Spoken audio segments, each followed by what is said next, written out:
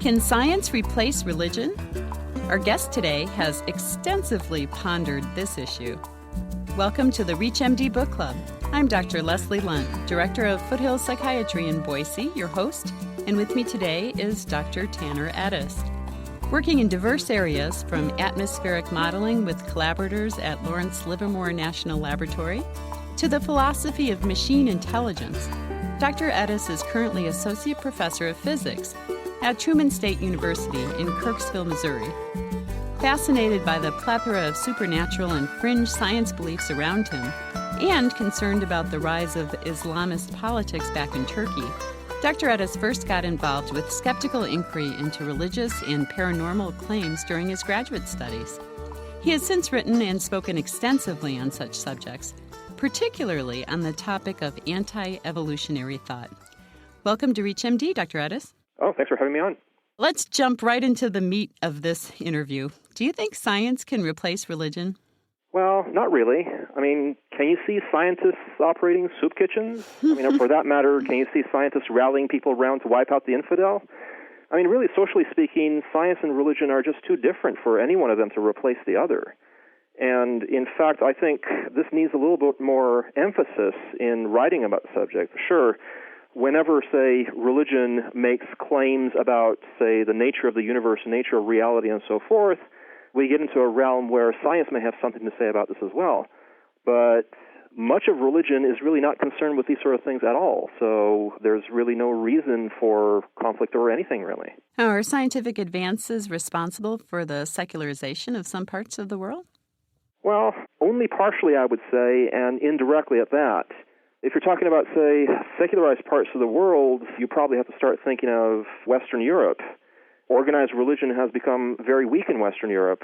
For example, a couple of years ago, I was at a conference in Amsterdam, and they held this conference in a very lovely conference center, which turned out to be the main Lutheran church, an historically very important Lutheran church in the middle of Amsterdam.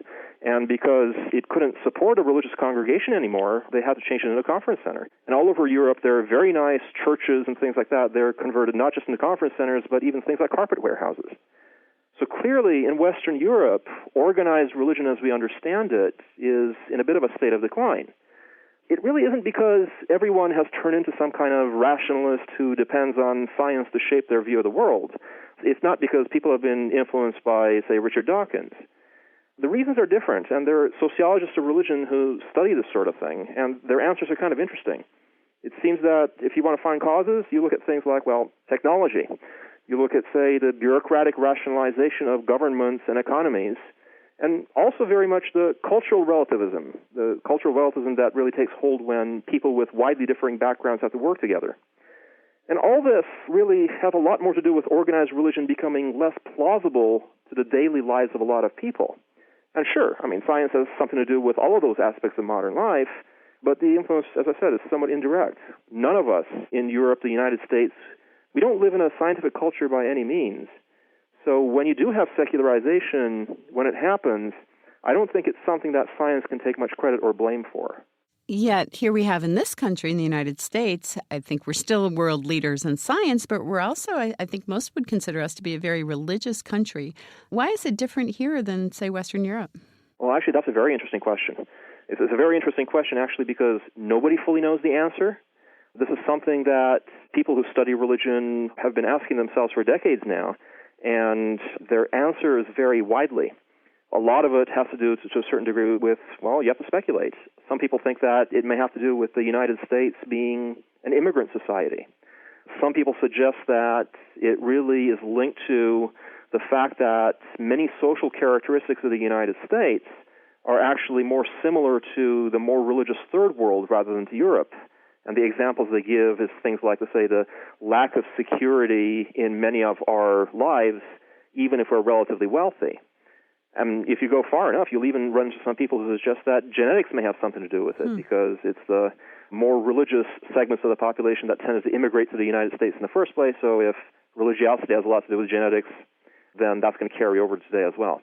Mind you, I think the genetic explanation is a bit far-fetched. But, I mean, in any case, yeah, we're very much an anomaly here as far as the technologically advanced world is concerned. I mean, it's very impressive how much of the social life in the United States revolves around churches. For example, when I was a postdoc in Louisiana about 10 years ago, I found that I had very little that I could do on weekends as far as social life was concerned, because the major activities were either centered on the churches or on gambling in bars. And none of these had any attraction to me, so I guess I found I had a lot of time to do work. Yeah, I guess that's another interesting question, right? How is this scientific culture that we have here and this religious culture also probably the most gambling culture in the world? Also, it seems to be so regional in this country. Certainly, if we look at election results as one of the indicators that, from state to state is very different. If I were, say, doing my postdoc in California rather than Louisiana, the situation would have been very different. Mm-hmm. But even there, too, depending on where you are in California, your local culture might not be, say, heavily Southern Baptist and Catholic. It might be more New Agey instead. But that in itself is mainly a different variety of supernatural belief rather than something much more secular. Now, speaking of the New Agey thing, aren't there many things that we can't explain, such as miraculous healings or psychic powers, that do suggest some sort of a spiritual reality? Well, I mean, this type of belief is pretty popular among people. I find it dubious, and generally the reaction of the scientific community is to find these claims disreputable, that there isn't really any good evidence for it.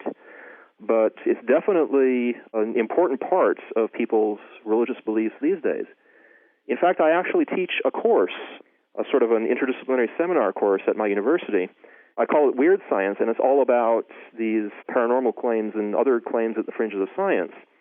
My main focus in the course is three, if you want, sort of big-time challenges to mainstream science, and these are creationism, parapsychology, and UFO beliefs. And it's kind of interesting. I've been able to observe how these tie into students', say, religious backgrounds over the years. And it seems that when it comes to, say, something like UFOs, a lot of students are very intrigued with it. They sort of even like the idea that there is something out there that science is not able to handle. But their commitment to it is actually fairly weak. They discuss it among themselves for a couple of weeks, look at the evidence pro and con, and generally they tend not to take the UFO business that seriously. It's not religiously very significant to them. Parapsychology, maybe they're a little bit more committed to that, those that believe. But again, the whole thing about psychic powers or miraculous healings and things like that, it tends not to be hugely important to them. So again, they discuss it among themselves, they argue, they look at the evidence pro and con, and very often they can move away from any commitment they might have had to this type of belief. But when you come to looking at the issue of creation and evolution, this, curiously enough, is the area where my students show practically no movement whatsoever. They come into the course as a creationist. We discuss it for a couple of weeks, the evidence pro and con. They almost certainly will walk out as a creationist if they entered. And again, if their commitments are towards trusting the scientific community, trusting evolution, that's not going to change at all as well. There's a lot of stuff out there that might be unexplained to some degree or another, but even the religious significance of this is not always very clear. If you've just tuned in, you're listening to ReachMD, XM 157, the channel for medical professionals. I'm Dr. Leslie Lundt, your host, and with me today is Dr. Taner Edis.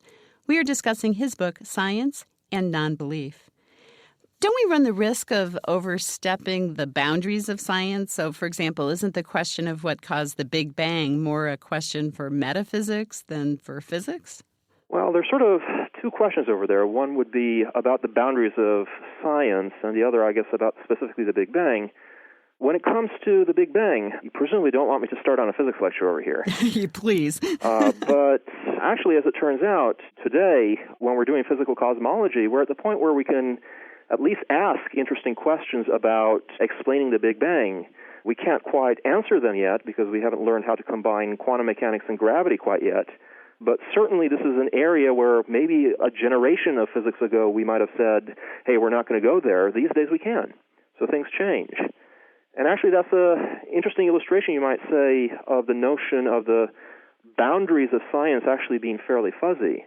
Historically, scientists have very often charged into areas where, say, philosophers might want to reserve to themselves. And generally, scientists don't often take it very seriously. We go in, we barge in, sometimes we're a bull in a china shop, but sometimes we get somewhere. So I don't think it's quite that easy to lay down the law saying, hey, this side is for you scientists, but this side is for other people, don't touch it.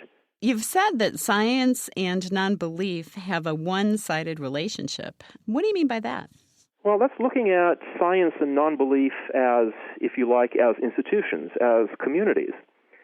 Now, the scientific community does not generally like to be associated with nonbelief. And very often the reason is, say, the funding that comes our way is public money. And we don't want to be in a situation where we're going out and saying, hey, give us your tax dollars, even though we're doing things that, for a religious population, a lot of people are going to dislike. Even when we tread into religiously dangerous waters, the scientific community tends to downplay any sort of connection with nonbelief. Even though, say, nonbelievers might be a useful constituency sometimes in situations where you want to defend evolution education in schools. On the other hand, if you look at, say, groups of people that are nonbelievers that go under the heading of, say, organized groups of secular humanists or atheists or brights or whatever name they want to call themselves, invariably they tend to be very positive towards science. In fact, there's a bit of sometimes hero worship going on about science as a sort of symbol of human achievement and ability to understand the world and better our lives and so forth. So in that sense, it's very one-sided. Non-believers tend to be very warm towards science. They embrace science, but scientists really don't return the favor, and for a very good reason, I think. Well, certainly, and then, we can broaden this discussion to some of the things going on in politics and science right now, like stem cell research, where people seem to get the science confused with religion there. True, but when you come to something like stem cell research, again, this is an area where, say, somebody can be very much the scientific expert on stem cells and the medical research involved and the prospects of, say, developing wonderful new cures for this. But it doesn't necessarily mean that if you know the science very well, you're also an expert on the politics and the ethics of what's going on. Mm-hmm. And especially in a fairly devout society like the United States and a democratic society, it does make a certain amount of sense for religious people to have a seat at the discussion as much as the scientists. I don't like the idea of necessarily scientists charging ahead and saying, hey, we're the experts, we know everything, fund us, and just sort of sit back and relax. That's not going to work that way. Well, thank you so much for sharing your ideas with us today. No, you're welcome. We've been discussing the book Science and Nonbelief with its author, Dr. Taner Edis. I'm Dr. Leslie Lundt. You've been listening to the ReachMD Book Club on ReachMD XM 157, the channel for medical professionals. We welcome your questions and your comments. Please visit us at ReachMD.com. Our new on-demand and podcast features will allow you to access our entire program library. Thank you for listening.